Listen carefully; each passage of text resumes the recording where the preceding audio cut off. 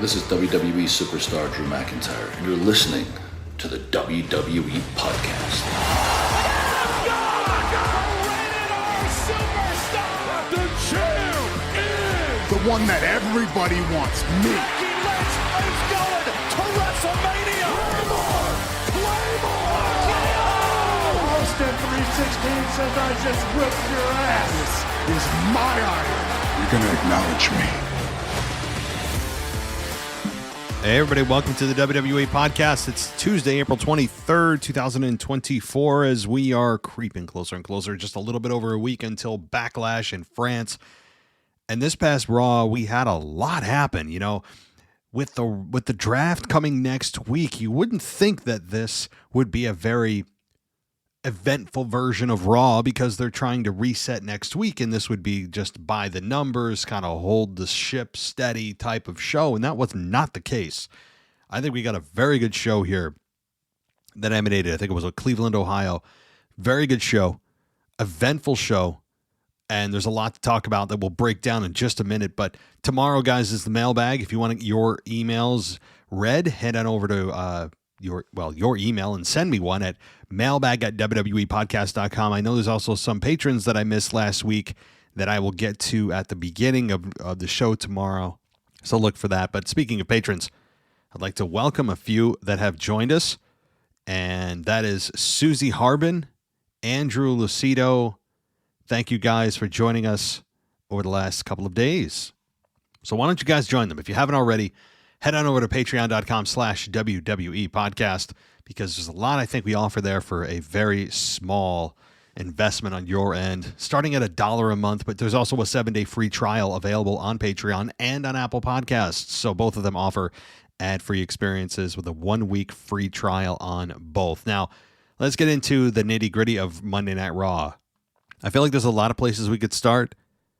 I could start with the Drew burger after burger. We'll talk about that a little bit later in the show, I think. That was just wonderful. And we could talk about the Chad Gable just emasculation of his group and then asking for the support of them, which was great stuff.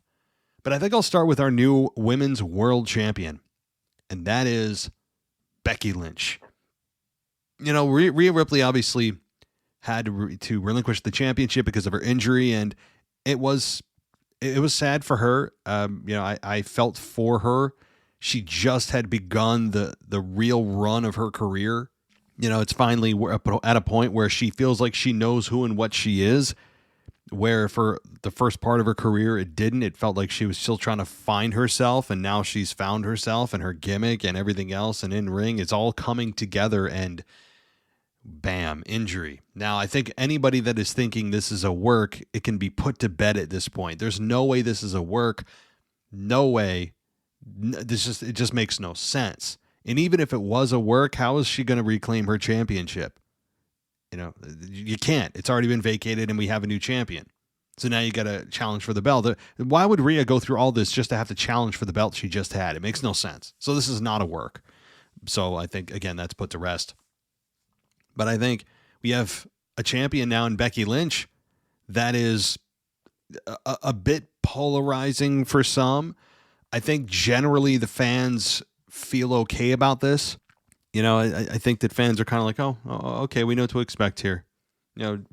Becky Lynch is champion, been there, done that. Okay, even though it's been a couple of years, it feels like it's been just 2 months, not 2 years. So it doesn't feel like it's been all that long, even though it has been a significant period of time. But I think Becky Lynch as champion doesn't get anyone really excited. I know that there's a few listeners out there like our patron Shahar, okay, over there in Israel. I know you're very excited about this, I'm sure. And rightfully so. If you're a Becky Lynch fan, hey, then you are elated today. And I think that though you are in the minority of people. Now, that's not to say the majority of people are going to boo her or disappointed, but kind of feel neutral about it. I think most people are looking at this saying, again, we kind of know what to expect from this. And it's also the same character that we've seen outside of her brief heel run since the WrestleMania 35 main event 5 years ago. That was a different time. The women's wrestling Evolution was peaking at that point, and we're really trying to get themselves a foothold. And Becky Lynch was heading into the promised land. The fans had felt that she had been, misbooked, misused, appropriated for many, many years, and they willed her to a babyface role. They wanted her to be champion, and they made it happen at WrestleMania 35 in what was like a 15-hour long show, it felt like. So praise God for the the two night main events, or 2 nights of WrestleMania now, because I think it's something that is perfect for that event. But this is not, 5 years ago. This is not 2019. This is 2024, and yet we still largely have the same Becky Lynch, same entrance music, same mannerisms, same look generally. Her promos have been up and down. Again, she's not cold. She's not ice cold. She's not in jeopardy of being fired. Okay, like some people like. By the way, very, very hard detour. There were some releases over the last several days with WWE. I think everyone in the industry has been let go. So the Veer Mahan report is no longer, for those that listen to the mailbag. I know others have been released too.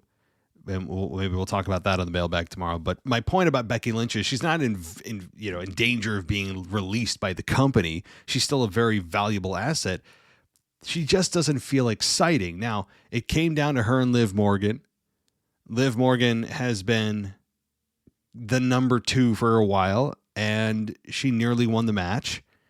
And they were taking some hard bumps. My God, the bumps they were taking on the apron, you might as well just throw yourself on the concrete. Anybody that thinks that that's, it's still the ring. I'd rather be thrown on the floor. The outside of the ring is the structure of the ring. There's no give. Zero. You are throwing yourself on a solid surface, like concrete. So, I mean, the women were taking bumps outside. I mean, Liv Morgan taking a manhandle slam on the apron. I give her credit. She must be sore as hell this morning. That's just a rough move to take. There's no easy or fun way to take any of those bumps on the apron. My God.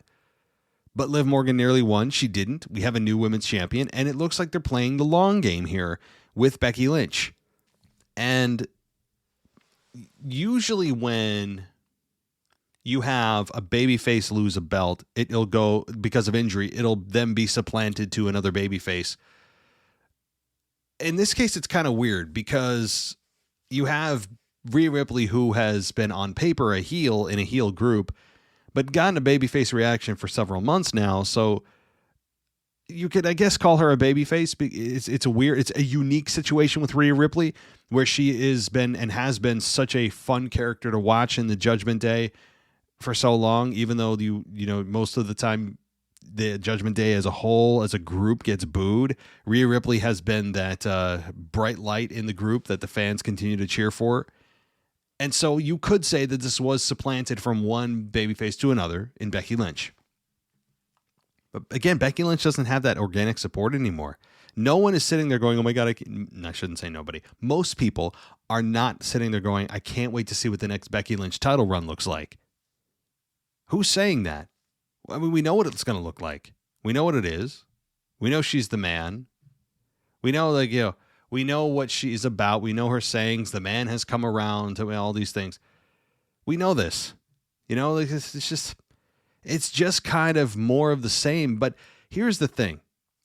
I'm going to try to take a positive spin on this, because Becky Lynch seems like a very smart woman. And I recently heard her say in an interview that she's always, I think it might have been with Chris Van Vliet. It might have been with him, where she's navigating how to be a mom and all that kind of thing now. She said she's always trying to evolve, always trying to, evolve her character, evolve and get better and all that. I believe her. It just hasn't really translated, I think, to the casual viewer. If you don't believe me, just listen to the crowd reaction over the last year. It's been very mild. It hasn't been boos. It's just been kind of, fans, I think, have leveled off on their love for Becky. They just know what she is. And I think that her taking time off after WrestleMania would have been a very good thing. And they decided, hey, Rhea's injured. We got to bring her back. That's what it seems like to me. where her and Seth were slated to take time off. Now, Seth apparently has gotten knee surgery, so he's going to be out for several months. We could have Charlotte, CM Punk, Rhea Ripley all come back in the same month or 2 months. It's going to be crazy. I mean, the summertime is going to be filled with big returns, including The Rock. So it's going to be a very exciting summer, I think. But I think that you have Rhea Ripley, who, again, was about to excel to that next level. And they said, oh, crap, we need a fill in here. We got to call an audible. Becky, where are you? I know you were going to take a bunch of time off, and I think that would have been the best thing for her career, which is weird that you would say that taking time off is better than becoming champion for the long haul of her career, but I think it is. I was ready to say goodbye to Becky for a few months. I mean, I don't know how you guys felt, but this felt very much like crap. Rhea's injured. Becky, I'm sorry. We gave you time off, but you got to come back. We need you. That's kind of what this felt like for me. You know, and I would have been fine with a Liv Morgan title run, but I would have been even more excited, honestly, for a Nia Jax title run. Why? She has been arguably one of the most improved stars in the last 6 to 12 months. In all facets. In the ring, on the mic. I feel like she has just started to find herself, find her voice on the promos especially. In ring, she's looked a little smoother, a little bit more or less mechanical, a little less dangerous, to be honest. And she's a bigger woman, so her body moves at a slower pace. So she has to adapt to that, and her opponents also have to adapt to that, where she is a very unique body size. So you know she's not the typical woman you're working with which I think is also a contributing factor to the injuries over the years, of course. But my point about Nia Jax is, while I was not excited about her return, and I was actually against it, and I still have issues with her on levels outside of pro wrestling, I can also at the same time say that I think she would have been a more interesting choice to become champion. Because also, not is she also the most, in my mind, women's side of things, especially the most improved, but we've never seen it before either. She's never been women's champion. So you had a chance to make history. They all love talking about making their history, and this is history, and we're doing that history. This is only the first time in history. Don't they love that stuff? They love that stuff. So in the main event of Monday Night Raw, they didn't make her champion. Now, that's why it tells me they have, I think, bigger plans looking ahead for, okay, how long is Rhea out? Now, none of us know that. WWE is keeping that close to the vest. But if Rhea's out for a few months, Becky Lynch is still the title holder, then you have a rematch from WrestleMania. And I think they could sell that at SummerSlam. Rhea Ripley versus Becky Lynch, a WrestleMania rematch. They could sell it. Do I want that? Not really. I'm honestly ready for Becky and Rhea to move on from one another as opponents. I'm ready to see, honestly, Nia Jax versus Rhea Ripley in a big fight title situation. Because I think Nia Jax, she feels different. And it is because of her size, but also because of her look and her promos. She sounds, her voice is annoying, but I mean that in a complimentary way if you're a heel. She naturally has an annoying voice. Just her day-to-day voice is nasally and it's obnoxious. But as much as a criticism as that sounds, it's perfect if you're a heel. Seth Rollins has the same problem. It's just this, just by default, you have an annoying voice. Sorry, it's just you do. But it works very well for Seth's heel character, and he's made it work with his babyface character to a large degree. So my point about this is, I was a bit disappointed that Becky Lynch won. You see it and you go, oh, okay. Like most fans probably were like, oh, okay. And she got cheered. But I think a lot of it has to do, too, with the fans being in attendance for a major title victory, a major title change. Fans are almost cheering for themselves being there, and it ramps up the level of excitement. It's not necessarily that the fans are excited about who won, but rather they're in attendance to see a title change, because that doesn't happen often if you attend live events. So, all that being said, fans, I think, are generally lukewarm, but not cold or booing Becky, just kind of, again, cool, okay, yeah, sure, whatever, right? That's what it feels like. Not anger, not annoyance, just kind of. So I think I've belabored my point, but let's move on to another topic here. And Sheamus and Drew McIntyre. Man. Okay. This was just awesome. Now we have Drew McIntyre coming out and complaining about Punk again and trying to keep their feud alive to eventually a Punk return, which I don't know when that date is. We don't know yet. It seems like it could be a month or two away before he's ready for in-ring action. So they're going to try to string this along as best they can, keeping Punk in the minds of fans and not letting it trail off. So that's the danger when you don't have somebody who's able to compete. When you start an angle, you can't have that person get physically involved, so it's hard to keep the fans involved if you start an angle, but you can't really follow through on it for a few months. So there's that gap of time they have to fill. But Drew does his thing and complains about Punk and how he is the only one telling the truth, and I love that about Drew. And trolling the fans of saying, if you French kiss your cousin, say what? And there was a good handful of people that said what, just idiots. And I mean, it's just, I'm sorry. Like if you say that, either you don't care or you just don't understand what he's doing to you. The latter is a little bit more embarrassing. But I love everything that Drew has done. Everything about his character. He does speak the truth and he doesn't see any faults in himself. It's brilliant. And then you have Sheamus come out to his music, and God, I love his old music so much more. And he looks like he's already starting to lose weight. I mean, in a week, it looks like he's dropped 10 pounds. So, I mean, that's been the case. And, a lot of commentary was spent on particularly, Cole and McAfee were talking about his weight. And, Cole trying to cover, he looks in amazing shape. Like, Cole, shut up. No, he doesn't. Okay. Not compared to what he did. Look at the side by side. I know what he's doing. It's family to him. He's protecting the stars. He's clapping back at the criticism online. I understand what Cole's doing.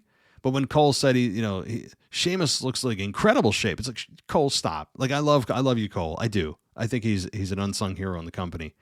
But Cole, stop it. Please don't insult our intelligence. Like, clearly he's not in really good shape compared to what he was. Now, is he in good shape compared to the general American public? Yes, but that's not the standard we hold him to. We hold him to the standard of what he was and generally what a pro wrestler should be in terms of how much time you dedicate to your craft. You should be in phenomenal shape. And Sheamus just returned and he wasn't.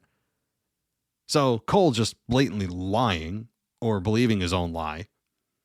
Nonetheless, even McAfee jumped in and was talking about how Sheamus looked. He looks incredible. It's like, shut up, guys. Like, I mean, they're covering for his boy, but again, no, he's not compared to what he should be and did look like. Now, do I care that Sheamus has put on weight? I don't give a damn. I don't care.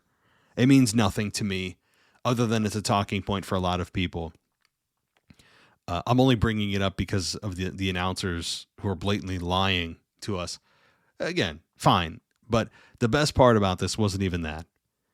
The best part about this was Sheamus talking to Drew and how they've had banger after banger after banger, which that goes on and on and on and on and on and on and on to the point of just, okay, stop. And then Drew said that, as long as we're spitting truth here, ever since you came back, it looks like you've had burger after burger after burger. I'm just sitting there. I'm just like, can we make this a t-shirt? Can we please? Oh, that was awesome. And even Sheamus, you could tell genuinely was laughing at that. And it was just awesome. I mean, Drew has just been a delight, an absolute just Monday night treat. That's what he's been. He's like the dessert of Monday Night Raw. He's been awesome. I have zero complaints about his character, zero complaints about in-ring. He has found this version of himself that we didn't know existed. It's this kind of hybrid version of himself, but also this lack of self-awareness that he isn't always the hero in everything he says and does, and he views himself as just this truth speaker that just lays out the truth, and if they don't like it, that's too bad, but sees no fault in himself. It's all awesome stuff. So that was just great. Just brilliant. I mean, my God, the burger after burger, I mean, it tickled me silly. Have I ever said that on the show? I don't think so. All right, but we kicked off Raw, as I talked a little bit about other things on Raw, but we kicked off Raw with Jey Uso. I mean, well, the promo for the Women's Battle Royal, but I already talked about that. Jey Uso came out and did the usual yeet thing. Yeet is still super over. And we had Jey Uso quickly interrupted by Damian Priest, and he wanted to congratulate Jey, and he said he never spoke about it publicly, but there was one night when Jey whooped his ass so bad that he approached him in the locker room and told him he earned his respect. By the way, Jey Uso has been in the company a lot longer than Priest has. Why is it important for Jey to obtain the respect of Priest? Priest should be obtaining the respect of Jey. So that was kind of a weird thing, but nonetheless, it still worked out just fine. I think Priest had a very nice demeanor in this kind of just a different feel to his character instead of coming out in his promo voice. He just kind of just spoke to Jey. And Priest recalled Jey telling him that they were next. And Priest said he was proud to stand next to Jey. And Priest told Jey that he was half right. He said, "I was next." Priest said while pointing to the title belt as proof. And Priest said Jey was the first in a long list of wrestlers that the machine would feed him to make him look good. And Priest started to leave, but Jey asked him to stay. A little bit too much fourth wall breaking here, which I know has gone by the wayside of caring about kayfabe and all that. But it's nice once in a while to have it protected again. I know you can't put what's the term, milk back in the udder, or I don't know. There's a whole bunch of analogies here. But it's nice once in a while to just try to make it feel like there's a bit of a fourth wall that you don't talk about. So Priest saying that Jey is the first in a long line of wrestlers that he's going to be fed to, because or seemingly that there's almost no chance that the first major title defense off of WrestleMania, especially if after somebody just won it, there's no chance of that person winning. Now, is it impossible? Maybe they're going to pull a swerve. It's very possible that Jey wins at Backlash. Is it likely? No, not at all. But still a fun interaction, one that I think was very much needed, because I didn't feel like there was a ton of personal issues with Jey and Priest. They were just the old enemies, old friends, and then they're coming back together just out of happenstance that Jey won the number one contendership a few weeks ago on the Fatal 4-Way that main evented Raw, where Punk screwed over Drew. So it needed a little bit of a flame here. It needed something to get the fans interested and invested into why we should care if Jey wins or loses. But this ended with JD McDonough coming in the ring and tried to attack Jey. Jey averted the attack and attempted to super kick JD, which he ducked, and he ended up hitting Priest. So there's a lot of tension here generally with the Judgment Day. Just overall a ton of tension. It seems like Priest is telling them to stay out of his business, which he did after this segment. And we have Dom just making decisions without asking Priest. Everybody's screwing up. JD ends up inadvertently getting a super kick hit into Priest from Jey. Like, it's a mess. It's a mess. And I mean that in a good way, because it seems like this group is about ready to split. Does that happen in the draft next week? We'll find out. All right. So we then have Awesome Truth and The Miz. Well, Awesome Truth is The Miz and R-Truth versus DIY for the World Tag Team titles. This match was 10 minutes long, and as predicted, Awesome Truth beats Johnny Gargano and Tommaso Ciampa to retain the World Tag Team titles. And then after the match, Gargano shook hands and Ciampa declined to do so. So Ciampa could be in line for a heel turn. We're seeing a lot of those lately. So fun to see, though. R-Truth and The Miz. Enjoy it while it lasts, guys. This is going to be... They may not make it out of Backlash as champions. I mean, the next time they defend them, they could lose them. It could be that quick. It really could. And hey, R-Truth had his moment. And The Miz and R-Truth have chemistry together, and sure, Awesome Truth is a fun little tag team, but it seems, though, that they might be looking towards the future and what that could look like, and this could be, it could go back to DIY, or it could go to DIY, I should say, or another tag team like the Creed brothers. The Creed brothers, where are they? They've been MIA for quite some time, or they pop in and out with absolutely no character development, but boy, do they bring it in the ring. I mean, the Creed brothers are just also, every time you see them in the ring, you know you're going to get a professional wrestling match. And I think that's what they have to hang their hat on right now. But okay, so then in the ring, Imperium was there, and Gunther said that for 666 days, ominous number there, he elevated the Intercontinental title to heights never seen before and became the greatest champion in the title's history. He said the weight of being a target and living up to everyone's expectations has now lifted off his shoulders, and he thanks Sami Zayn while saying he's no longer a target. Gunther said he is now the hunter rather than the hunted, and he declared that he'll be in the King of the Ring tournament. He said he will then figure out which championship he wants to target, and Gunther warned the champion he targets. So, without naming the title by name, did say he could go after any title he wants. And, the King of the Ring tournament has not exactly excited people over the last many years. It also feels weird that you have bigger stars who are declaring themselves to be in the match. It feels... Well, first of all, you can't just declare yourself in something.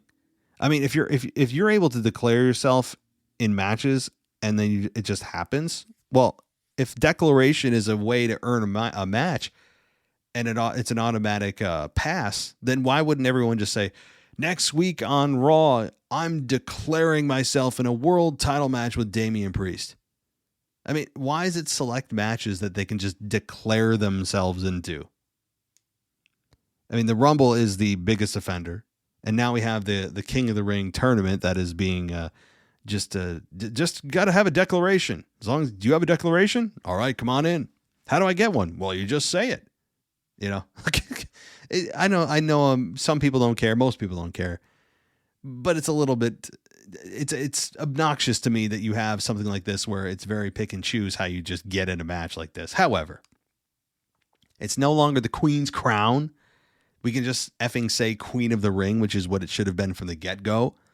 And Zelina Vega won it the last time, and she pretended she adopted that instant British accent and called people their subjects and carried a scepter and suddenly turned heel, like the typical turn that comes with winning a King or Queen of the Ring.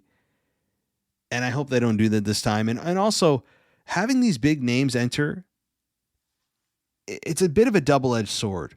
On one hand, you're thinking to yourself, they're way above this.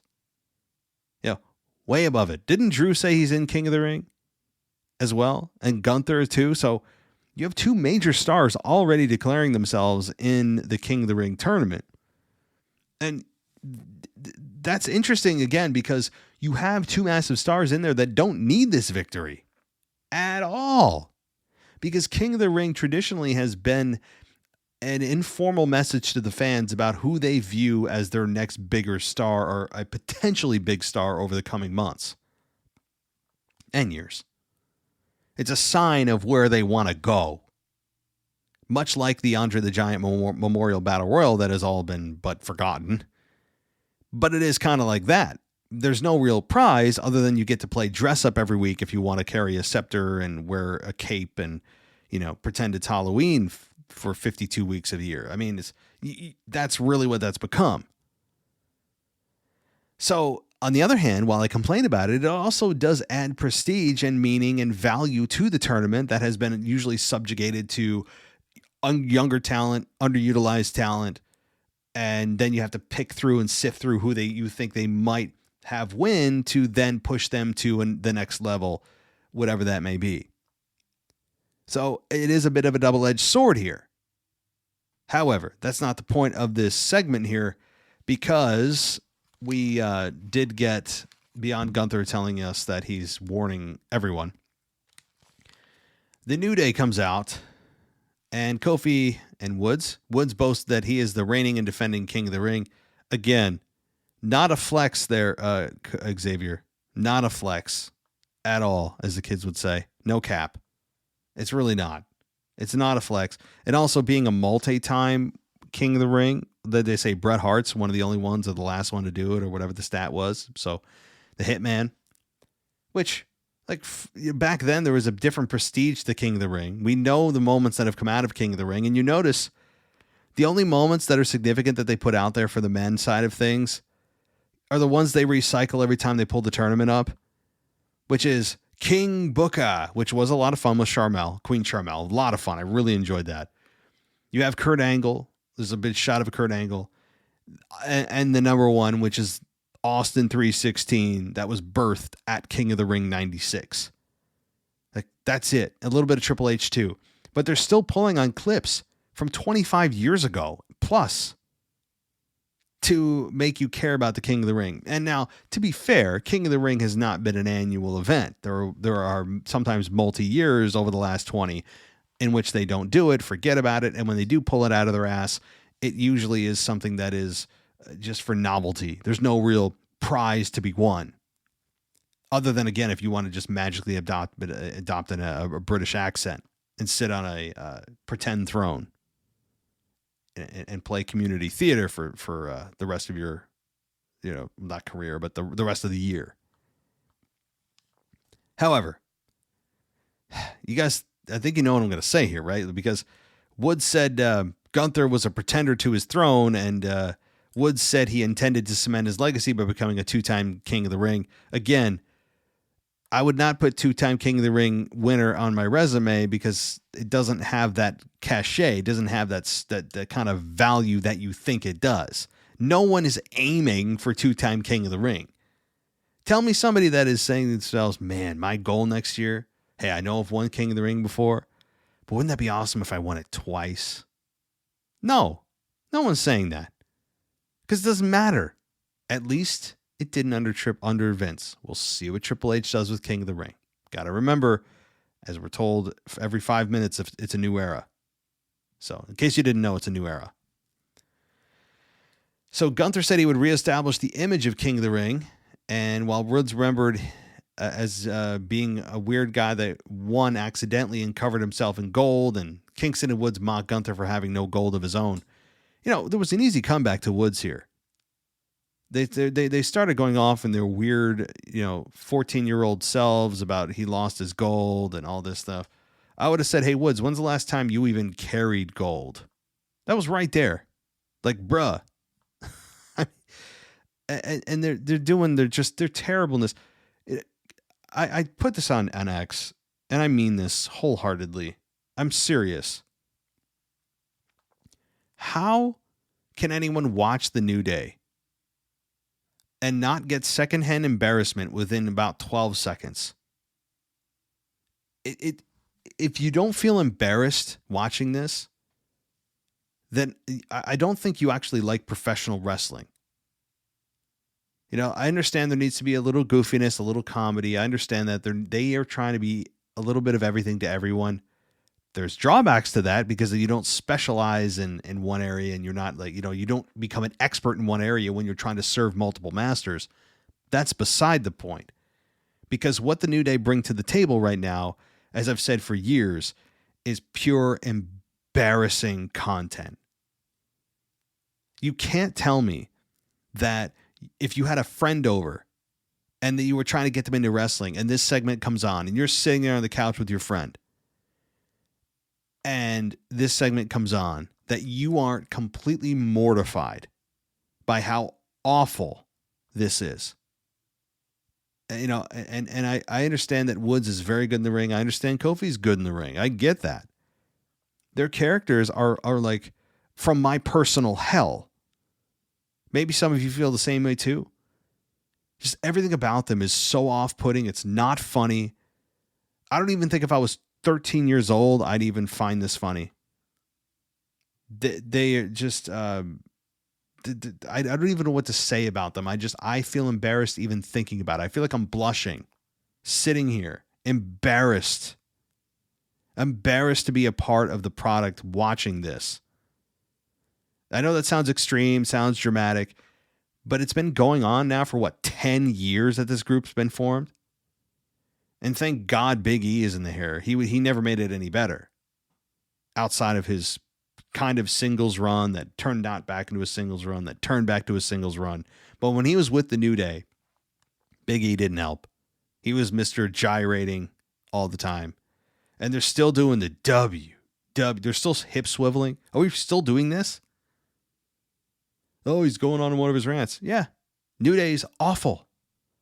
At least their characters are embarrassing. You should feel embarrassed as a fan watching the New Day. If you are entertained by them, if you like them, if you smile anyway, even internally, we have nothing in common with pro wrestling then. like none, nothing. So I think I've said my piece. I had to get one rant in for those of you that hate when I talk crap about wrestling. I mean, don't worry, there's more coming. So you'll love this show even more as we go on. Okay. Now, Gunther said that this was beneath him, and he's exactly right.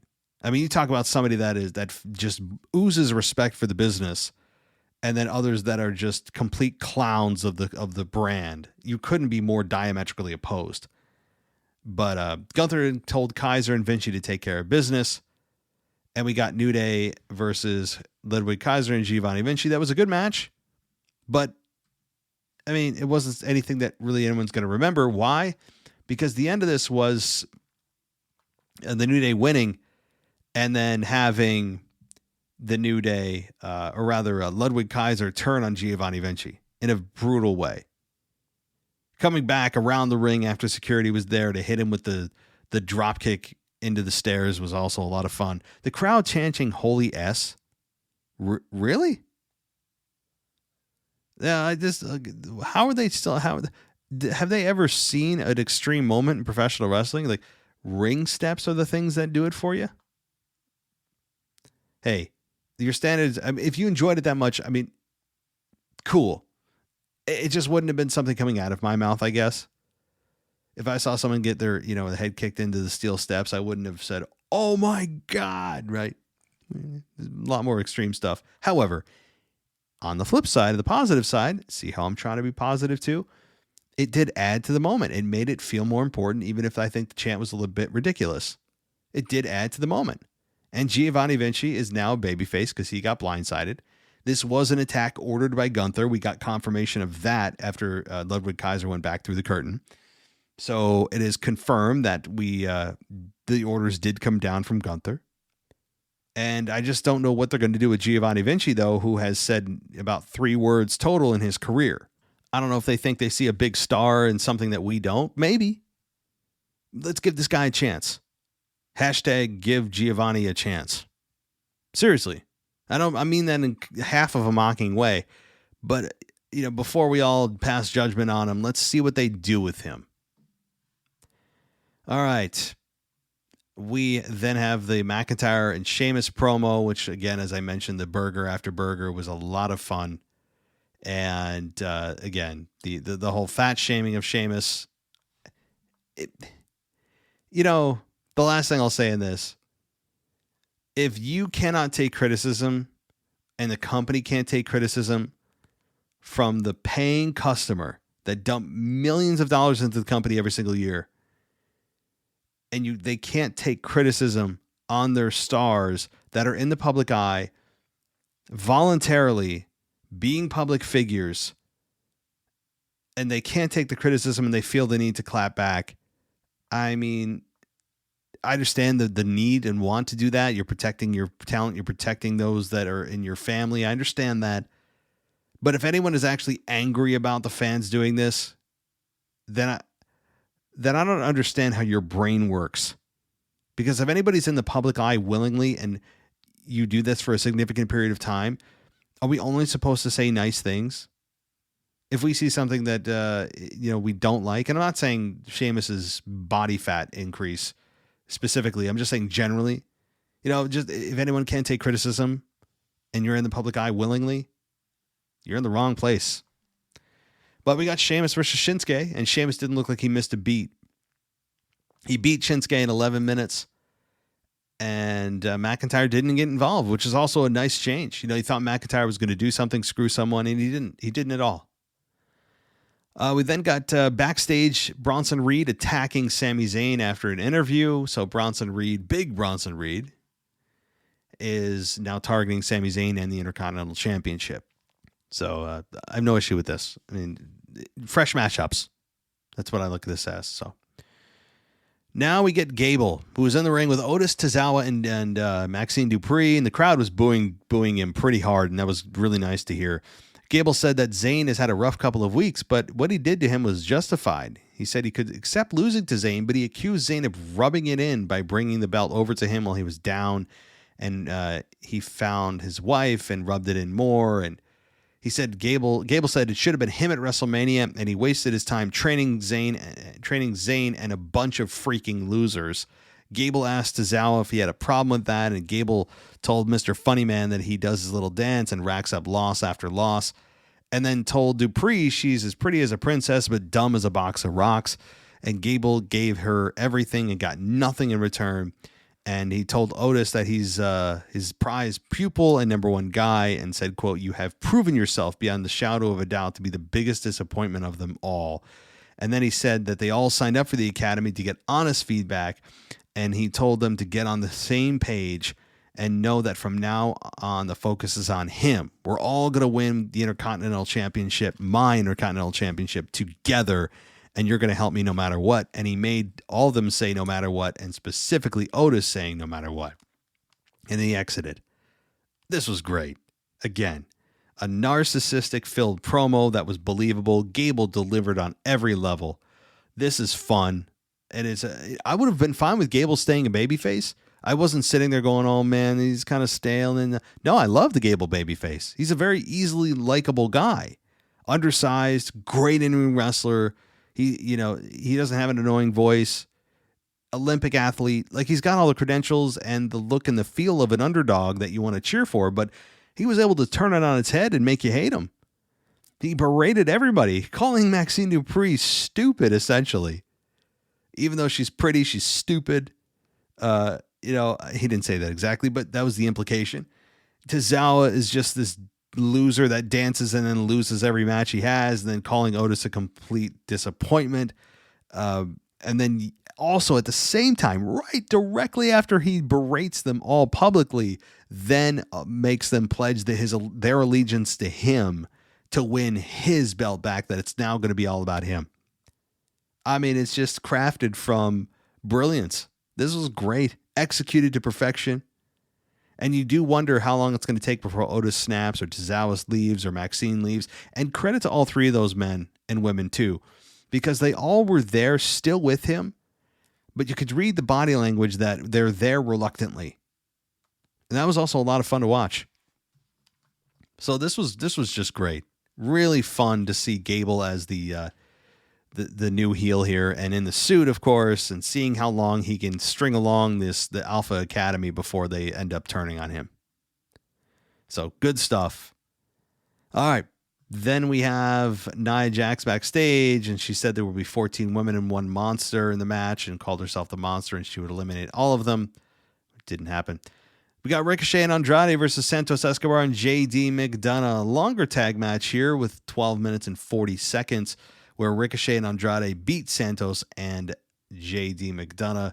And it happened after Andrade hit a back elbow on Escobar and hit his finish on McDonough and got the victory. And then after the match, though, Damian Priest comes in, attacks Andrade and Ricochet, and hit a razor's edge on Ricochet and hit South of Heaven on Andrade. So, Priest comes in, does what he needs to do. They're trying to make the most of this run, however long it lasts. See what they have. Maybe they catch lightning in a bottle with Damian. You don't know. It's possible.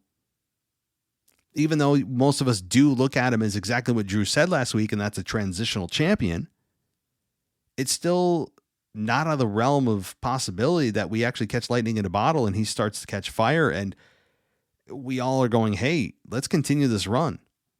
I don't think it's likely, but I at least like how they're pushing him. He was in the opening segment. He was in the final segment outside of the women.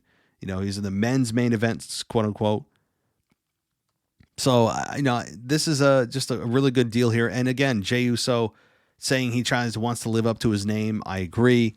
Jey Uso is mega over. And I see Jey Uso winning a world championship maybe sometime this year. I think it's a more than good chance that happens. All right. But then we got a whole bunch of, there was a lot of promotion for this Battle Royal. We got Caden Carter and Katana Chance who were shown warming up. Zoe Stark video aired, and Indy Hartwell and Candice LeRae were being interviewed by Kathy Kelly backstage. Lynch was interviewed, and Liv Morgan eventually came out and slapped hands with fans, which is kind of weird considering she's a heel. So this was it's something that they didn't have to do, or at least that we're not used to them doing, but maybe we should be used to them doing it as an expectation just by default. And even in Battle Royals, you can get comments from those that, even though you don't think they have a chance in hell, maybe that their promo can give you a little bit of a sliver of hope. Indy Hartwell and Candice LeRae, what about them, And, you have Zoe Stark, specifically Zoe Stark, right? You have Zoe Stark video. You're thinking, no, not a chance. Then you see the Zoe Stark video and you're like, well, I don't know. So I really appreciate the effort to at least get a few of the women who are involved in the Battle Royal that you knew didn't even have a chance, at least some kind of hope to fans that, okay, it's not going to be Liv, or maybe it's not Liv or Becky or Nia. Outside of those three, is there somebody that's a dark horse? But it's a 15-woman Battle Royal, and it ended again with Becky Lynch becoming your WWE Women's World Champion. And next week, obviously a massive week coming up this Friday, starting this Friday with the draft, ending next Monday Night Raw with the draft. So I would imagine that those drafts, those new rosters take effect the following week after Backlash, which makes sense. And then we'll be off to the races, and they can start having crossover matches right away. That's the thing. How about this, guys? Under the Triple H regime, how long do you think, in number of weeks? No. Let's start with weeks.